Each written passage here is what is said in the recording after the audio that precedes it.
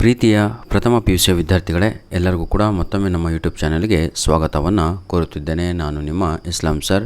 Welcome back to my another informative video. ಈ ಒಂದು ವಿಡಿಯೋದಲ್ಲಿ ನಮ್ಮ ಕಾಮರ್ಸ್ ವಿದ್ಯಾರ್ಥಿಗಳಿಗೆ ಹಾಗೂ ಸೈನ್ಸ್ ವಿದ್ಯಾರ್ಥಿಗಳಿಗೆ ಕಂಪ್ಯೂಟರ್ ಸೈನ್ಸ್ ಅಂತ ಒಂದು ಕೋರ್ ಸಬ್ಜೆಕ್ಟ್ ಇರುತ್ತೆ. ಆ ಕೋರ್ ಸಬ್ಜೆಕ್ಟಲ್ಲಿ ಅವರಿಗೆ ಮೊದಲನೆಯ ಪಾಠ ಕಂಪ್ಯೂಟರ್ ಸಿಸ್ಟಮ್ ಅಂತ ಇದೆ. ಆ ಒಂದು ಪಾಠದ ಮೇಲೆ LBA ಕ್ವಶನ್ಸ್ಗಳನ್ನು ಅಪ್ಲೋಡನ್ನು ಮಾಡ್ತಾ ಇದ್ದೇನೆ. LBA ಅಂತ ಹೇಳಿದರೆ ಲೆಸನ್ ಬೇಸ್ ಅಸೆಸ್ಮೆಂಟ್ ಅಂತ. ಆ ಪಾಠದ ಮೇಲೆ ಬರುವಂತಹ ಇಂಪಾರ್ಟೆಂಟ್ ಕ್ವಶನ್ಸ್ಗಳು, ಅದು ನಿಮ್ಮ ಯೂನಿಟ್ ಟೆಸ್ಟ್ 1 ಆಗಿರುತ್ತೆ. ನಿಮಗೆ ಇನ್ನೂ ಕೂಡ ನಿಮ್ಮ ಕಾಲೇಜಲ್ಲಿ ಮಾಡಿಲ್ಲ, ಎಲ್ಲ ಪಾಠಗಳು ಮಿಕ್ಸ್ ಮಾಡಿದ್ದಾರೆ ಅಂದರೆ ಅದು ತಪ್ಪು. ಈ ರೀತಿಯಾಗಿ ಅವರು ಫಾಲೋ ಮಾಡಬೇಕಾಗಿರುತ್ತೆ. This is not my rules sir. These rules are from PUC board. Anyhow, without wasting our time, let me start today's video.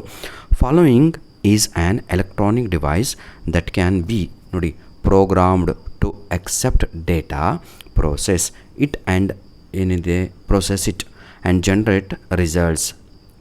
ಹಾಗಿದ್ರೆ question number 1 right answer is computer ಅನ್ನುವಂಥದ್ದು ರೈಟ್ ಆನ್ಸರ್ ಆಗಿರುತ್ತದೆ.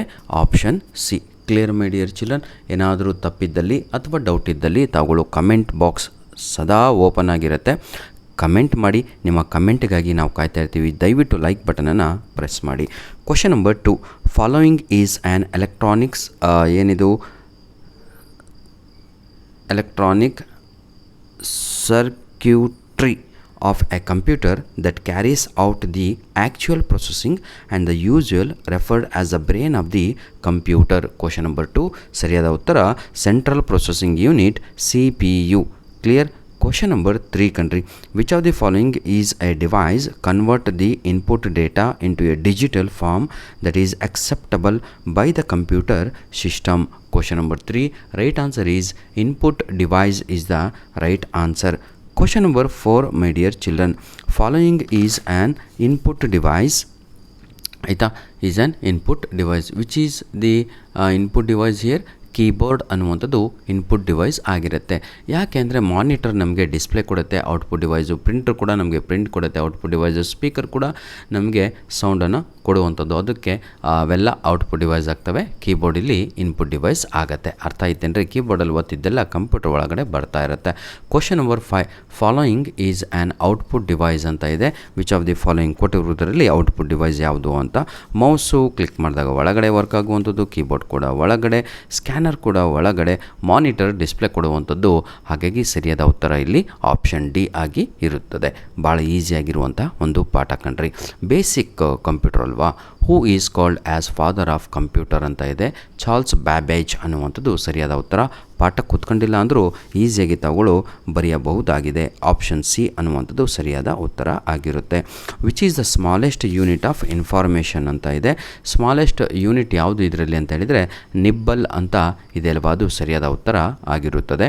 Question number 8 which of the following memory is the main memory of the computer ಅಂತ ಇದೆ. Main memory ಯಾವುದಾಗಿರುತ್ತೆ ಅಂದರೆ ಎಲ್ಲರಿಗೂ ಕೂಡ ಗೊತ್ತು, primary memory ಅನ್ನುವಂಥದ್ದೇ ಇಲ್ಲಿ ಮೇನ್ ಮೆಮೊರಿಯಾಗಿ ವರ್ಕ್ ಆಗುವಂಥದ್ದು ಆಗಿರುತ್ತೆ. ಕ್ಲಿಯರ್ ನನ್ನ ವಿದ್ಯಾರ್ಥಿಗಳೇ? ಎಲ್ಲರಿಗೂ ಅರ್ಥ ಆಗುವ ರೀತಿಯಲ್ಲಿಯೇ ಹೇಳುತ್ತಾ ಇದ್ದೇನೆ ನಮ್ಮ ಸೈನ್ಸ್ PCMC ಹಾಗೂ ನಮ್ಮ ಕಾಮರ್ಸ್ ವಿದ್ಯಾರ್ಥಿಗಳಿಗೆ.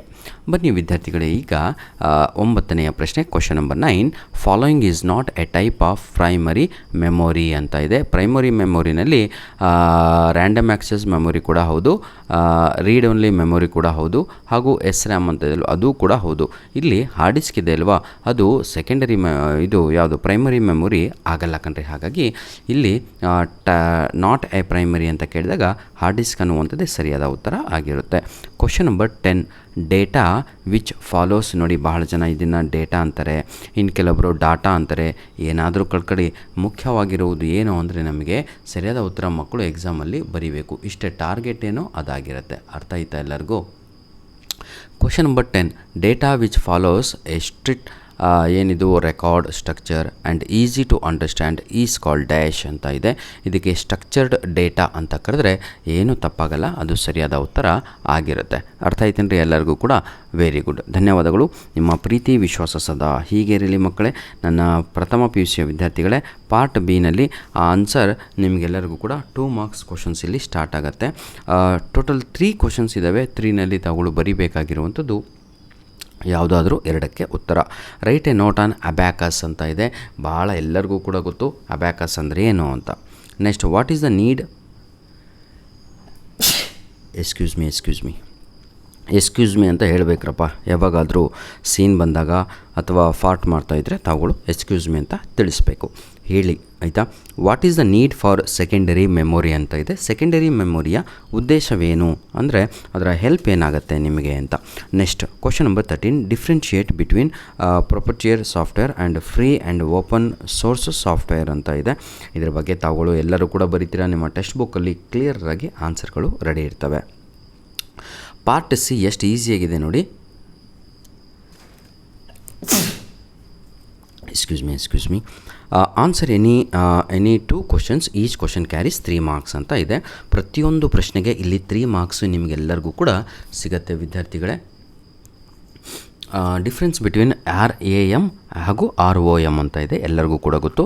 RAM ಅಂತ ಹೇಳಿದರೆ ರೀಡ್ ಆಕ್ಸಿಸ್ ಮೆಮೊರಿ ಅಂತ, ROM ಅಂತ ಹೇಳಿದರೆ ರೀಡ್ ಓನ್ಲಿ ಮೆಮೊರಿ ಅಂತ. ಫಸ್ಟ್ ಡಿಫ್ರೆನ್ಸ್ ಇದನ್ನೇ ತಾವುಗಳು ಬರಿಬೇಕಾಗಿರುತ್ತೆ. ನಂತರದಲ್ಲಿ ನಿಮ್ಮ ಹತ್ರ ಎಲ್ಲರೂ ಕೂಡ 5 ಪಾಯಿಂಟ್ಸ್ಗಳು ಇರ್ತವೆ ಆಯಿತಾ. 4 ಪಾಯಿಂಟ್ಸು ಬರೆದ್ರೆ ಸಾಕು, ಈ ಕಡೆ 2 ಆ ಕಡೆ 2 ಆಯಿತಾ, ನಿಮಗೆ ಮಾರ್ಕ್ಸು ಸಿಗುತ್ತೆ.